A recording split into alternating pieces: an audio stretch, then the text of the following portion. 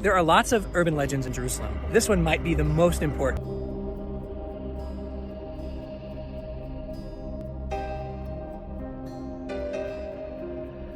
It has to do with the Golden Gate and the fact that it is closed. Why is it closed? Jerusalem's most important urban legend is coming true. In the heart of Jerusalem sits a gate that's been sealed shut for nearly 500 years. An ancient prophecy says it will only open for the Messiah, a fate one sultan tried to stop with bricks, mortar, and even a cemetery. For centuries, that was just a story, a whispered promise. But what if I told you that, according to shocking reports flooding the internet, the impossible is happening? Social media is on fire, with eyewitness claims that the ancient stones are moving. Some talk about a low, grinding sound. Others of a fine dust falling from cracks that weren't there before. The story has gone viral, spreading from believer to believer, all asking one question. After centuries of silence, is the Golden Gate finally opening on its own? This isn't just a story about an old wall. It's about a prophecy that 3 world religions have been watching for generations. And if these rumors are true, it could change everything. But Yul, is it true? To find the answer, we have to peel back the layers of legend, prophecy, and history. Because the truth behind the Golden Gate is more complex and more incredible than you can imagine. The claims are sensational. Videos from tourists and locals show close-ups of the Eastern Gate, with people pointing to what they claim are new cracks in the stone. It's a powerful narrative, a supernaturally sealed gate, unmovable by man, now stirring by a will of its own. It's a story made for our time, mixing ancient mysticism with modern viral hype. The idea that a prophecy nearly 500 years in the making could be unfolding live on our screens is almost too wild to ignore. But when you move past the shaky videos and look for any official word, the story falls apart.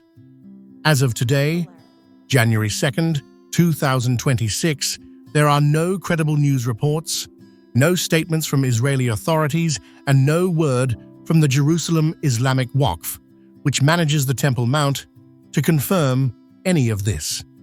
Live webcams of the old city's eastern wall show the gate exactly as it's been for centuries, firmly, completely sealed. So what's going on here? Is it a hoax, a simple misunderstanding, or is it something else? The fact that the rumor of the gate opening is spreading so fast is in itself a huge event. It shows just how much hope and anticipation is focused on this one spot on Earth. Whether the stones are actually moving or not, something is definitely stirring in the hearts of millions. To get why a simple rumor can send shockwaves around the globe, we have to understand why this gate was sealed in the first place.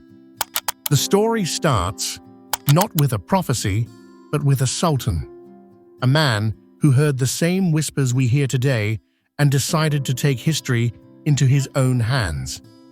His name was Suleiman the Magnificent. In the mid-16th century, Suleiman the Magnificent launched a massive project, rebuilding the walls of Jerusalem. As his masons worked their way around the city, they came to the beautiful Eastern Gate, which faces the Mount of Olives. But instead of just reinforcing it, Suleiman gave a shocking order: seal it. Completely. Fill it with stone and wipe it off the map of entrances into Jerusalem. This happened around the year 1541. Why would he do this? Historians point to practical, military reasons. The gate was a weak spot in Jerusalem's defenses, so sealing it was a smart move. But legend tells a much more interesting story. As the walls were being rebuilt, rumors flew through Jerusalem's Jewish quarter that their long-awaited Messiah was about to arrive. Jewish tradition, based on ancient prophecies, said that the Messiah would enter Jerusalem through that very eastern gate to liberate the city. Suleiman, a brilliant political operator, heard these rumors. We don't know if he believed them or just saw them as a threat to his power. But as the legend goes, he decided to short-circuit the prophecy himself. He ordered the gate to be permanently walled up, a stone blockade against a divine promise. But he didn't stop there. In a clever second move, Suleiman had a Muslim cemetery built right in front of the gate. In Jewish law, a high priest or messianic figure would be ritually defiled if they passed through a cemetery.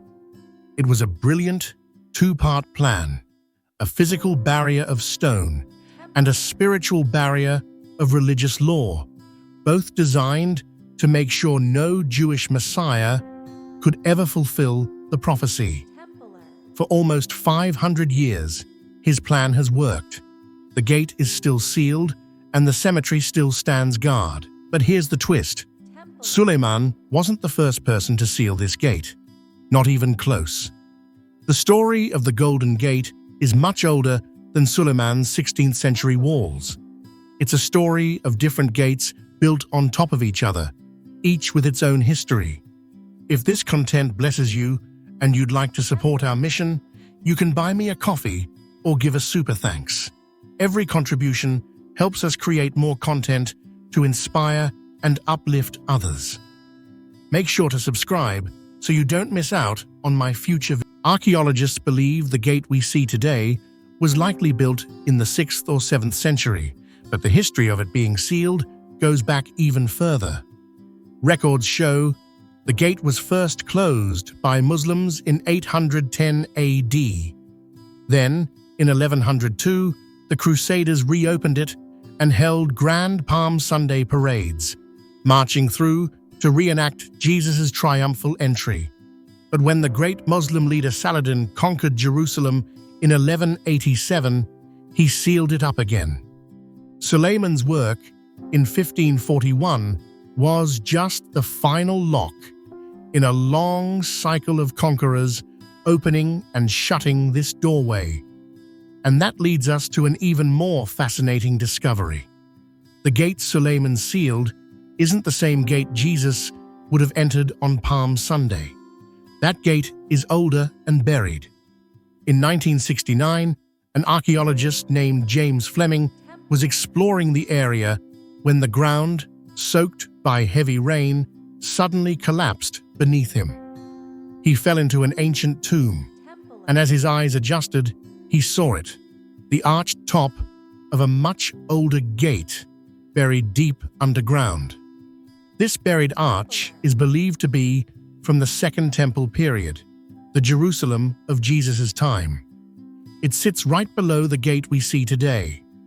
So when Jesus rode down from the Mount of Olives, he would have passed through this lower, now hidden gate. Over centuries, as Jerusalem was destroyed and rebuilt, the ground level rose, burying the old city. The gate from Jesus' time was buried when the Romans destroyed the city in 70 AD. This complex history, this layering of stone and time, only makes the mystery deeper. Why has this one spot been the focus of so much prophetic attention?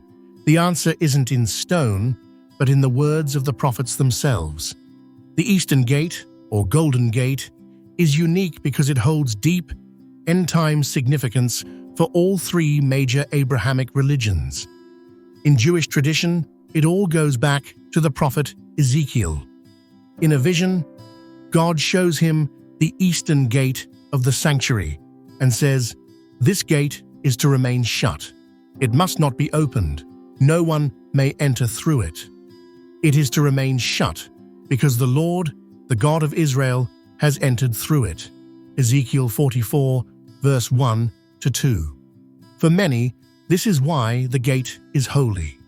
They see its sealed state as a literal fulfillment of prophecy and believe it will only be opened by the prince, mentioned in later verses, a figure they see as the coming Messiah.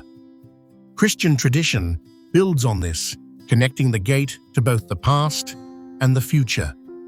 The past is Jesus' triumphal entry.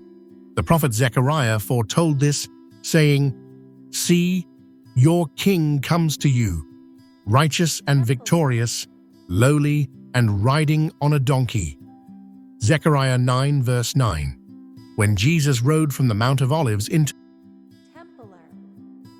passed through the ancient version of this gate. The future event is his second coming. The same prophet, Zechariah, also wrote, "On that day his feet will stand on the Mount of Olives, east of Jerusalem." Zechariah 14 verse 4.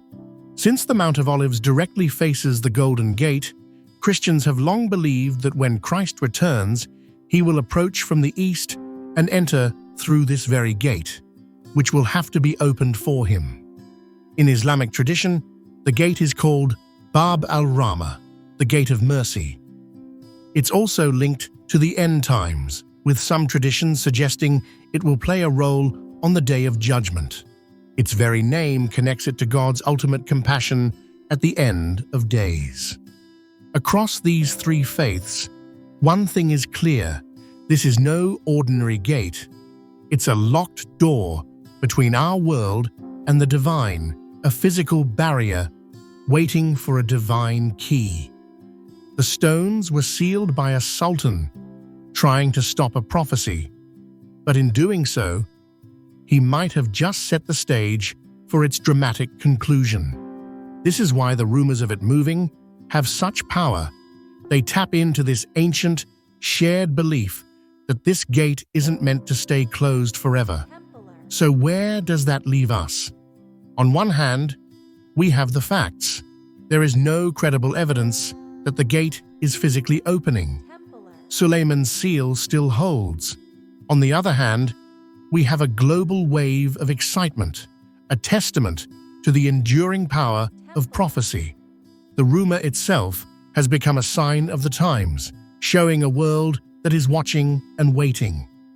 But maybe the real event isn't about shifting stones. Maybe it's about a shifting of our hearts.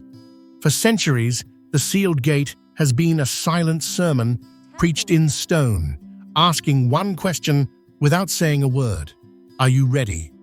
The prophecies speak of a king who will return, a Messiah who will enter.